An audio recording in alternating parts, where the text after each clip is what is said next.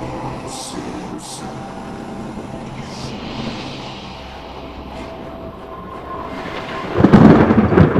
October 5th, everyone, and welcome to the Midwest Horror Network's October 2020 special, where we're dissecting all of the Simpsons Treehouse of Horror episodes.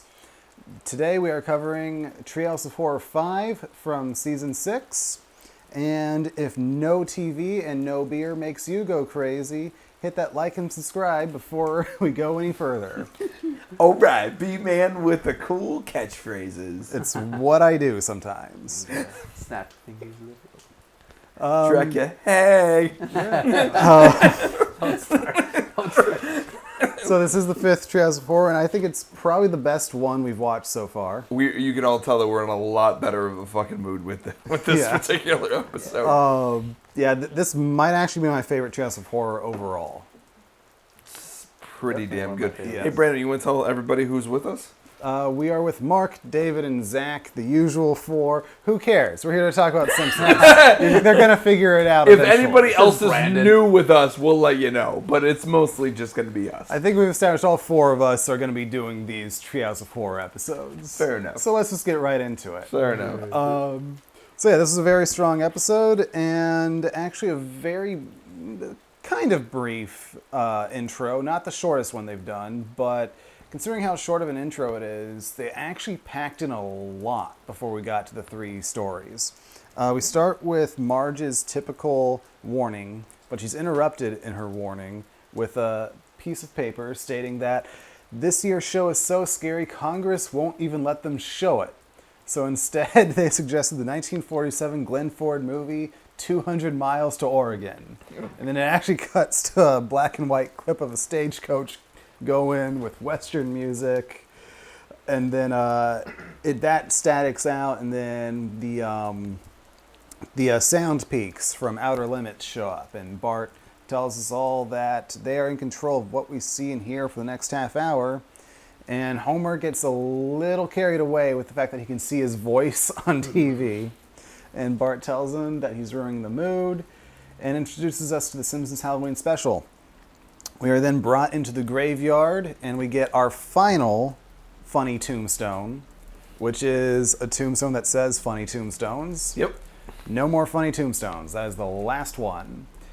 And then we get a couple tableaus going. We have Moe hanging himself from a tree, but then opens his eyes. We get Patty and Selma as witches getting burned at the stake, and they use the flames to light their cigarettes.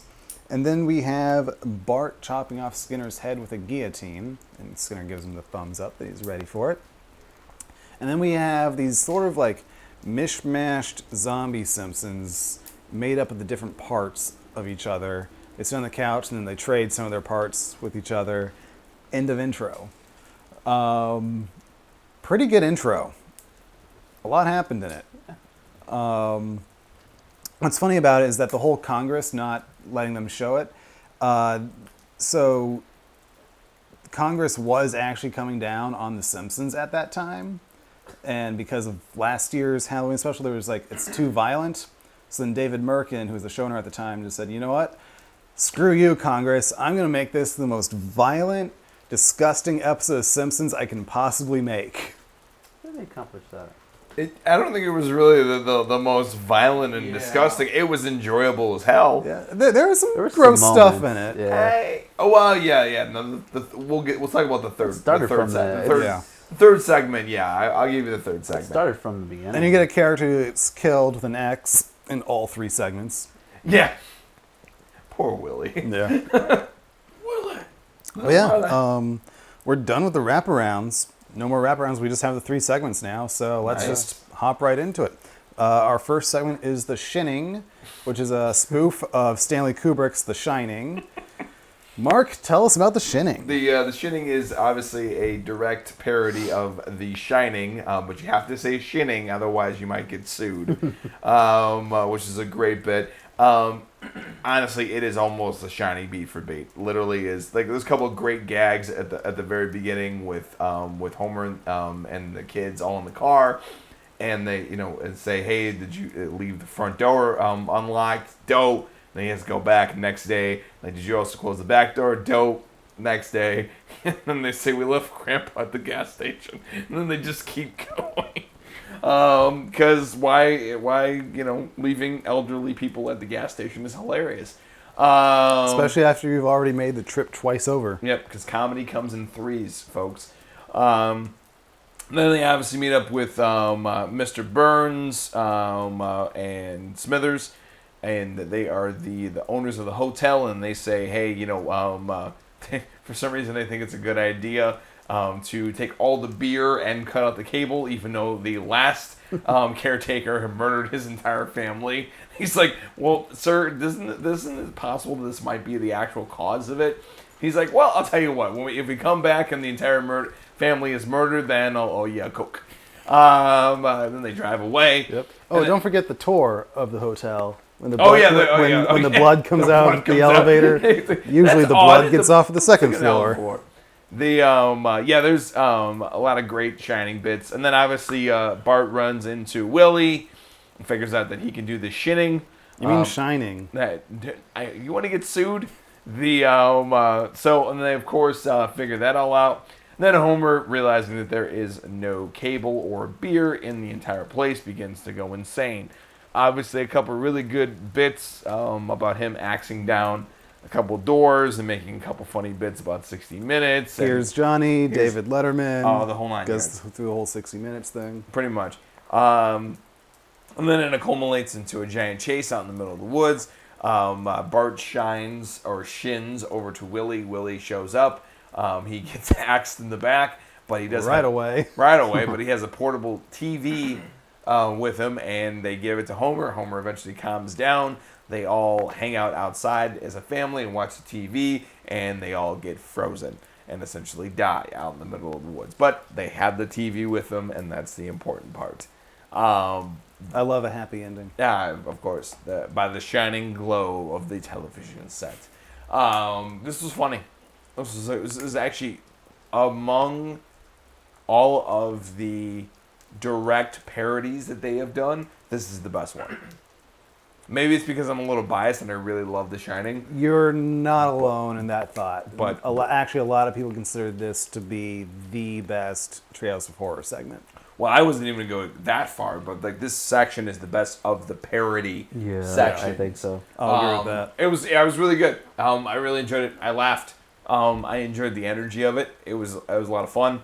You got a few cameos in there as well. When they broke Homer out of the meat locker, you see Freddy, you see Pinhead, you see Dracula, the Mummy. Homer, are you eating in there? I was like, yeah. Homer, some of the ghouls are concerned that the project isn't moving forward. Can't murder now. Eating. Oh, we're crying out loud. This was a fun episode. It was just a fun episode. My favorite part is he didn't actually get hit by the bat. He just looked in the mirror and was like, ah! Oh yeah, my favorite cutaway gag though was break glass in case your spouse goes insane. Yeah, and when Homer actually entered the scene at that moment, he does actually have that Stanley Kubrick glare of the head looking down, but the eyes looking up. Nice. So just that attention to detail there is pretty awesome. sweet. And when he's watching TV before he goes see Mo, Maggie's playing with some blocks, and the blocks spill out red rum. Wow, that is a detail I did not catch. But yeah, Mo was pretty funny. I think your family would be happy, being ghosts. I don't know, you don't seem that happy. He's like, yeah, I'm freaking happy. I'm happy to be a ghost. La la la. Now erase your family, I'll give you a beer. Okay. It was a fun episode. A fun segment. I dug this one. I felt a hell of a lot better than I did about the last episode. I can tell you that. David? I enjoyed this episode a lot. It's definitely one of my favorites. Nice. I've watched pretty much all the Treehouse of Horror all the way to the 12th or 13th season, so I remember a lot of this stuff. But yeah, this episode is definitely one of my favorites. The funniest bit was the whole lawsuit thing. Do you want to get sued, Sonny? Yeah, that was pretty funny. Yeah, but other than that, I mean, this segment just, Surprised they didn't have the Grady twins in this one, but you can only put they so didn't much. do the twins. Yeah, I would have at least appreciated at least a minute. Worth of Which twins. you do have Sherry and Terry as characters, so it's not like they didn't have any characters to pull. Which actually, the Grady twins are not actually twins. Everybody calls them twins because they dress alike, but Yeah. actually, there is an age difference between the two girls. Yes, like one of them. Everybody forgets that. Man, all right. Yeah. Well, regardless. Regardless, yeah, this was good. Yeah. Was in a hell of a lot better place with this one than I was with the last one. And it's one of those that's just so quintessential. Like, I feel like there's not a whole lot to talk about with this one. It's a very just straightforward, parody. Shining parody. Yeah. See it, Done really well. watch it. Yeah, and I highly recommend the episode as a whole, and this was a good start to it. Yep, absolutely. Number 2. Yeah, that was quick. I'm kind of disappointed in us. in a Yeah, way. dude. I mean, dude, how many times have we talked about the fucking Shining on this podcast? This is true. There's not much more we could say about the Shinning. Shining. The Shining. You know what? Just take our opinions on the 1980 Shining movie, copy, paste. You have our opinion on this. With Pretty the much. exception of me, because I thought The Shining was better than this. Well, I mean, you have a 7-minute segment compared to a 2.5-hour movie. Fair enough. That is an accurate statement. So, All right, Zach, you get the next segment, Time and Punishment. All right, so it starts off very weirdly because somehow Homer's dumbass gets his hand stuck in a fucking toaster. And I don't know how. Yeah, he does I think it it was twice. like 3 times, actually. And the second time, I still don't know how. Because he chucks the fucking thing across the room, and yet it's still on his hand when he's laying across the fridge. I think that's the screw you type of humor from David Merkin. Either way. So he essentially destroys the toaster. He brings it to the basement, takes it apart, repairs it, turns it into a fucking time machine somehow, puts a piece of toast in it to test, gets sent back to prehistoric era, dinosaurs, all that shit. I don't know what the The technicalities time are. before dinosaurs weren't just confined to zoos. Yes. So he recalls a saying from his father at his wedding: don't step on anything, don't do anything, because no matter what, you're probably going to fuck up the future one way or another. So of course he steps on a mosquito. Or no, slaps a Slaps it. mosquito on his shoulder. He's just like, well, that's going to suck. All right, let's see what happens. The toast piece comes up because it's finished now. It sends him back to the future or whatever. And apparently Ned Flanders rules the world somehow. That's the big thing I'm just curious about. Is like, all right, how the hell did killing that mosquito lead to Flanders? Flanders ruling the world. It's this Overlord, strange dictator. dystopia where he demands everybody be hoodly-doodly happy. And if you're not, you go to re-education camps, get lobotomized, and just get sent back home to... In education. Yeah. Oh, God. Oh, Jesus, why? Is that really what it Yeah. said? Yeah. Fucking hell. Re-education. Zach's Fuck you, rethinking Flanders. his life choices right now. That was God definitely damn a it. funny bit in that area there. So yeah, they go to re-education. Son of a bitch. They all got like the hooks on there, Yep. make them smile. Like even a if they don't permanent want to. smile just slapped across their faces. They're getting lobotomized. Dude, Like, fucking Homer, the guy next to him. What are you Yeah. smiling the at? fuck you smiling at? So yeah, Homer runs. He's getting chased by 3 dogs. Pulls out 3 sausages. If I eat these, I'll run faster. You know, instead of throwing the sausages as a distraction, he eats them, and then he turns into a fucking bullet, essentially. That is the quintessential David Merkin type humor there that I tried to explain during Yeah. the last episode. You think it's going to be one thing, but it's really something else. So yeah, he goes back to the house, puts the toast in, and lands back into the prehistoric era before dinosaurs were put in zoos. Runs into a T-Rex. Runs, falls on a fish that looked like it made land for the first time, and when he what the fuck happened when he got back this time? I forgot. That was... What was that one? That was The Kids Are Giant. Yeah. Oh, okay. So yeah. Everyone is essentially giant. They tear the kids tear the roof off the house. Hey, look, it's a bug that looks like that. They're trying to crush him, kill him, destroy him. He runs back into the basement. Boom.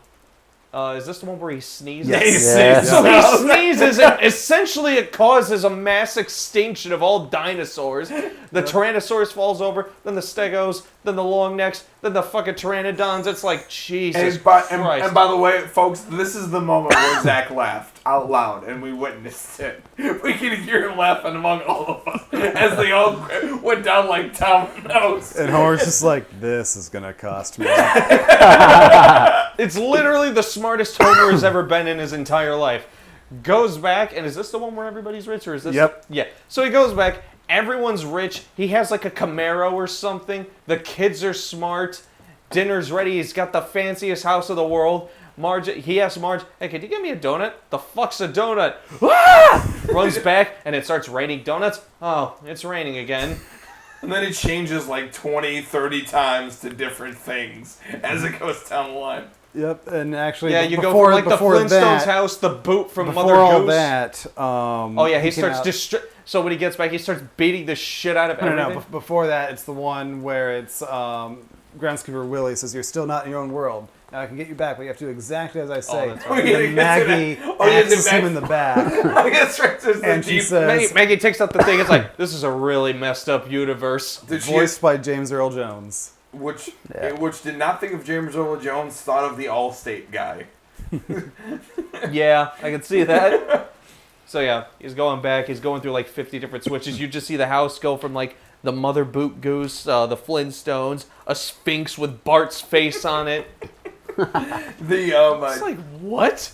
Oh, an igloo. Oh yeah, it's the Eagle. Dude, I love it when he just loses his shit. He's like, I'm gonna take out everything now. Yeah. Fuck it all. Comes back, everything's normal with the exception of the fact that everybody has lizard tongues now. Just Close like, enough. fuck it, close enough. We also got our King Kodos appearance as well. That one also felt very forced. Because it's another 7-minute laughing segment. It's like, okay, guys, you really need to, like, not do this. This is stupid. On a joke that really doesn't age well, because a lot of people don't know that comic strip. Mr. Peabody. Mr. Peabody. Yeah. They don't. Like That, too. So like there's just some jokes that are gonna still be timeless, like the HBO joke that will always be timeless. But then there's jokes like this that you go, that's a product of I'm still of the amazed 90s. by the fact that that HBO joke is Still works. Yeah, it's like, Still fucking wow. works. Oh yeah. Who would have thought? The this by far is this might be one of my favorite segments of this whole. I don't know if it's my favorite, but it's definitely one of the best ones. the it's Definitely better than the last fucking episode. Oh, dude, Holy I'm shit. so much better than This the episode was like nonstop. It was like hit. hit. You know what? That's probably why. You know, though, I think maybe the removal of the wraparound Yeah. helped with that. Just I think so. Because it gives them that enough extra time just to give it a little more development. Little extra gear. But yeah, this. I wouldn't even say that. You know, Homer wasn't a complete fucking moron like he usually is, and that does help. That's one of the reasons why I hate Homer so much, is because he's the dumbest fucking character. No, SpongeBob is the dumbest fucking character in existence. Kill him. But Why? Homer, he's like right there. Fucking SpongeBob sucks. He literally makes kids dumber. The anyway. It's a proven fact, David. Clearly. This is a great beat segment. This is damn right. Yeah, I love this one too. It takes a little bit to get going, but once it gets going, it does not stop. No, it's just bam, bam, bam. I'm like this. Yeah, this is definitely a lot more energy here. So, segment 3. Nope, 7-3 was. Segment 3 is Nightmare Cafeteria, and we are blowing through these ones. Dude, Oh, I yeah. mean, like This one's gonna be kind of short too. Wasn't really Yeah. a lot going on. I mean, it was one of those things that's like these. We're also moving into more of a strata of a review rather than a blow by blow. But like this was one of those ones that like I don't have anything to say, but it was great. Yeah. Go watch it. And then the third This one's fun. I like this one a lot. This is really interesting. we pushed a couple boundaries there. Yeah, it does. A little dark humor here and there, but that's the Emphasis Simpsons. on the dark. Yeah, but we start at elementary school there. Skinner realizes that the detention hall is getting a little crowded, so he's trying to figure out what to do with that.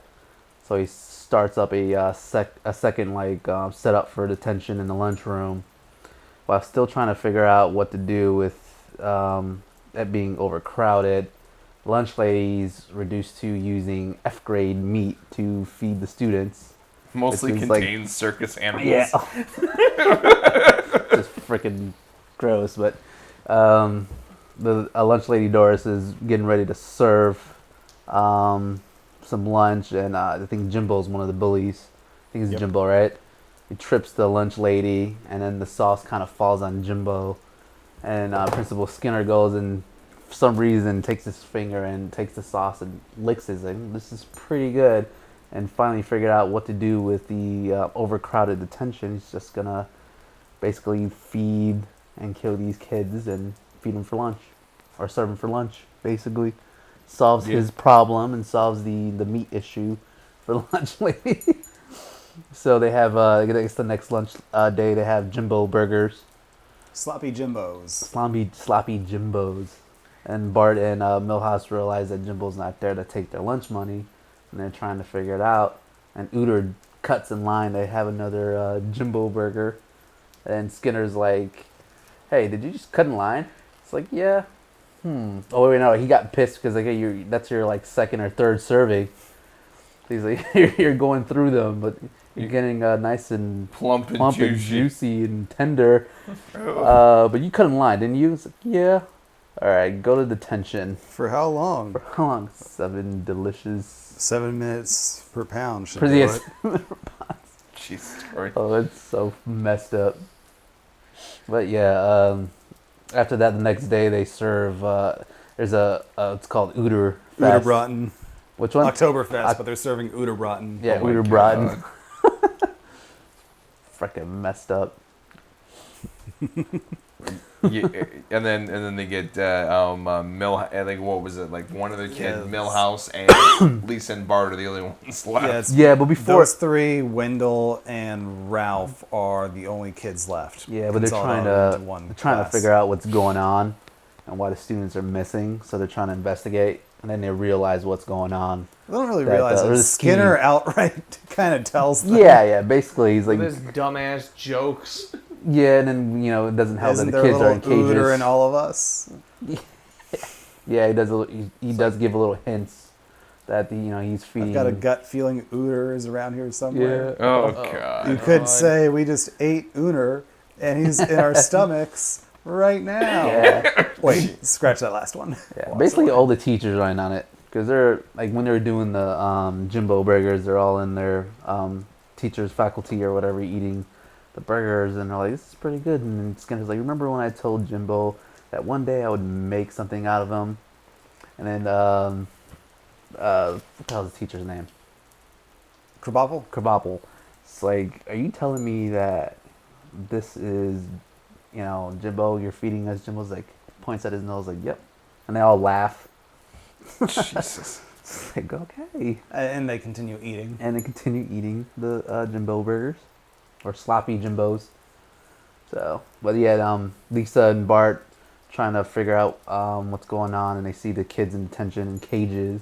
And then Skinner turns outside, he's like, oh, those are the free cage kids. The free range. The free range kids. And then at one point they figured out that Bart and Lisa are, at this point the teachers are fat, by the way. Like Krabappel is in the classroom edging for one of these kids to make a mistake. Yep, she their could- homework's to eat a stick of butter. Yeah, so they could send them to detention. And, Oh God. yeah. The gets very Sweeney Todd there. Yeah, it A little does. bit. But then obviously they figured out that Bart and Milhouse and Lisa know their scheme. They get cornered by like a food processor. I think it's like down below or whatever. Yeah. Milhouse falls in it. And then Willie tries to come in and save them. And then then gets gets Skinner Skinner again. axes him in the back. again. Damn. For the third time in this episode. And then they both eventually fall in the processor. Bart wakes up from the nightmare. And Marge is like, oh, it's okay. It was just a nightmare. There's nothing to be afraid of except for the fog that turns people inside out. And I guess the fog steeps into the window. Stupid cheap weather stripping. Yeah. Turns their bodies inside out. Which Mark reacted to that one pretty Just harshly. Gross. I think the Yeah, I audio- was like, yeah. I don't even remember what my reaction was. Was it or? It Well, was like the- an, oh God. Yeah, well, that was also that, and then also the musical number at the end. Yeah, I was with reacting Willie. to as well. No, you reacted like as they were turning inside Yeah, out. you did. Oh well, it was it was pretty good. It was pretty good effect. And The then audio it was sold ruined. it, though. Then it was ruined by a musical number at the end. Yeah.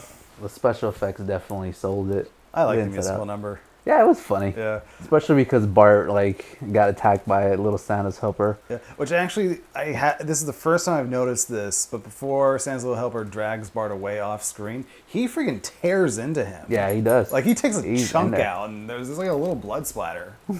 Yep. By the way, I love that. There's actually like a mini blood spatter like when they're like walking and dancing, Yeah. which is kind of really But cool. I mean, this is like an all-out, like, Oh, yeah. just bites a chunk out of him. I think I was the only one laughing at that part. The whole Inside Out thing from The Fog, that's actually based on a radio drama called The Dark. It's about these two cops that arrive at like this warehouse, and they see this guy that's been turned inside out, and then there's this other guy there, and then there's this fog, and then they get turned inside out. The end. Okay. All right. I don't Good know why story. you were looking at me like I had something else to say, like when I said Nope. the end. Nothing but, important. yeah, I really liked it. Like, Yeah, this I have a hard time deciding which is the best one from these three, because Yeah, they all different. succeed in different ways. Like, one is a great parody of The Shining. Two is just wall-to-wall jokes, and this one was definitely the creepiest. Like, Yeah. Lunch Lady Doris's facial expression when she arrives at the end, like getting ready to like kill the kids, like her face is scary as hell. It is. I guess it all depends on what you're looking for. Yeah. well, you get it. In the episode, like Mark really likes, Number the two. jokes and making sure the jokes land. Maybe Zach with the gore, so maybe the third one would be. 3 was disappointing. Well, see, We can't. We Each their can't. own. We can't always. they all can't be winners. Yeah, all can't be winners. This is overall a much better fucking episode for me. Much better episode. Yeah. There's actually a lot of like I'm actually trying to organize my funniest bits right now. But yeah, it was pretty great. Yeah, that's gonna be kind of hard to choose. I got my 3 though. So first episode is the joke about leaving Grandpa at the gas station. And then second one is it's probably when Homer loses his shit. And then everything keeps changing over and over. And then also the dinosaur thing with the dominoes. and then the other one, the third episode was Willie when he finally gets axed again. He's like, "Can you believe this happened a third time?" Those are the funniest bits. Creepiest though was easy. Is definitely the whole thing with the inside out body. I was like, oh shit, that was the thing. I think eating the kids is pretty creepy. Yeah, I don't do it. Any It's pretty specific fucking moment? creepy. Probably, I think the most messed up part was probably the Ooter Fest or Ooter dogs.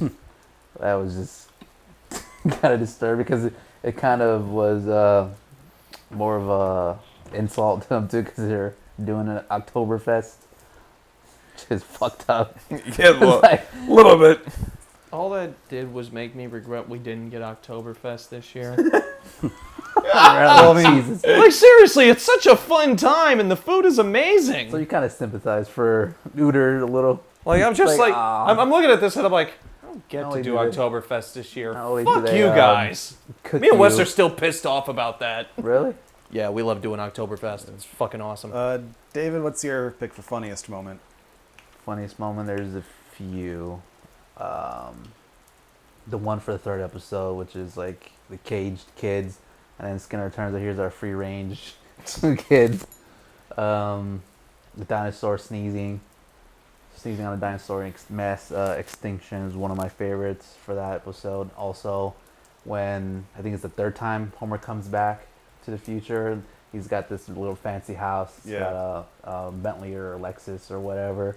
And he's like, "What's a donut?" And then like, "What's a donut?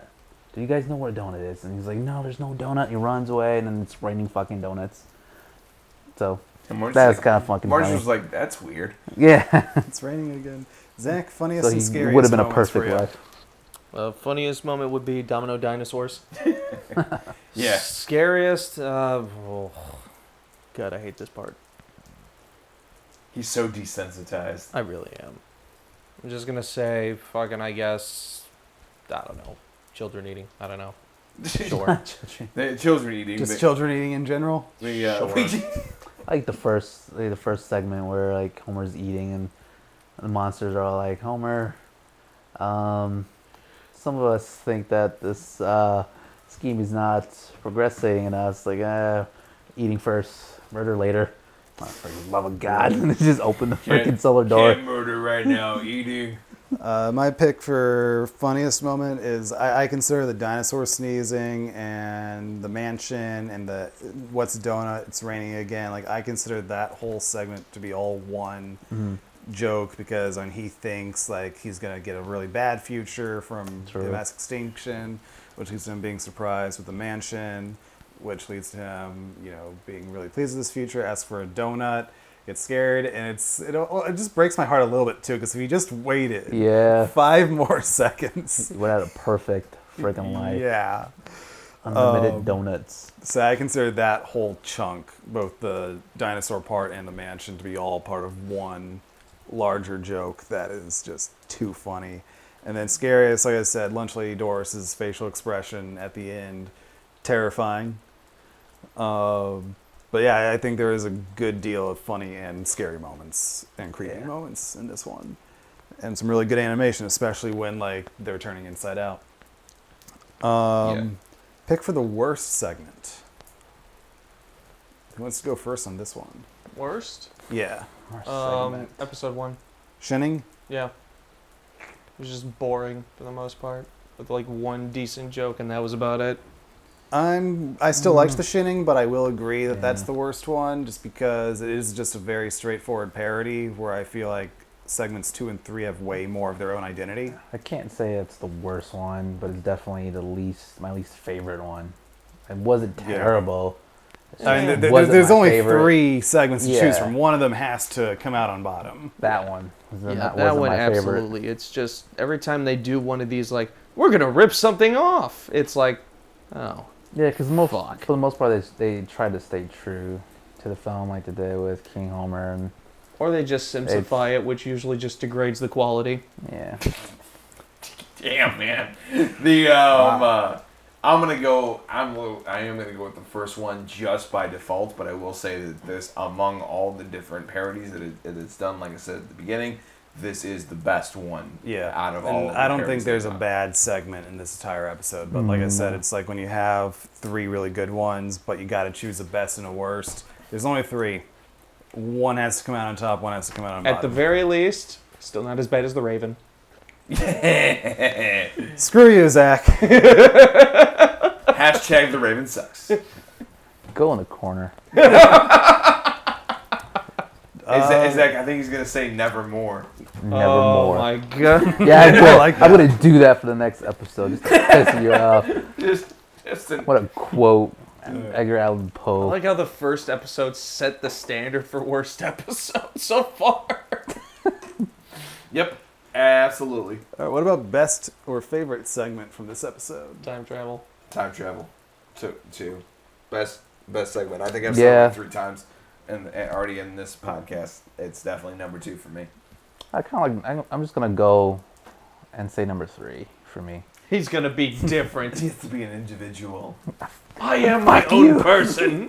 I am my own being. I don't know. I thought that was the most messed up part, or messed up segment out of all 3. That's probably the one they went full on into horror. Dark. Yeah. Or that's the one of the Something most I horror wanted so to far. see. Yeah. Finally, waited 5 episodes to see something like that. Yeah. Fair enough. I really am between 2 and 3, but I think the whole "it's raining again" moment just tips Time and Punishment a little for me towards the best. Yeah. And it was also a really good kind of spoof inspired by a Ray Bradbury short story, Sound of Thunder.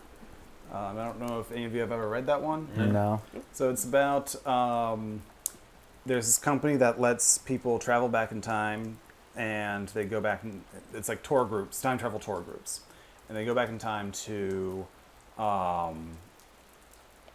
time of the dinosaurs.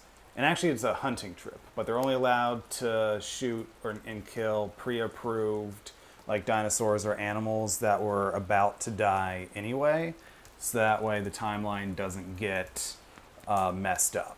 So let me guess, Brendan. somebody does something they're not supposed to do. Somebody steps off of the path, the predetermined path, and just gets some mud on his shoes. And when they get back, everything is different. But when he looks at his shoes, he actually stepped on a butterfly.